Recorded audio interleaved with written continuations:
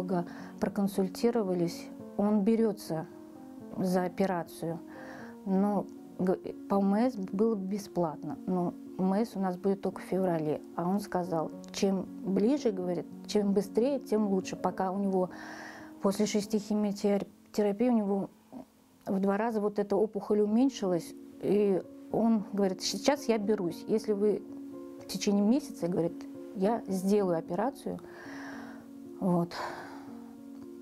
А потом просто эта болезнь может прогрессировать, и ничем хорошим это не закончится. Вот.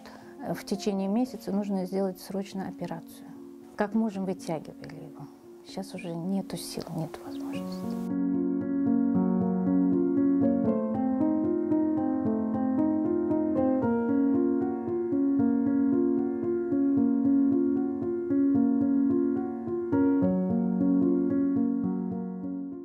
Ну, у него слабость постоянная. Нету сил у него.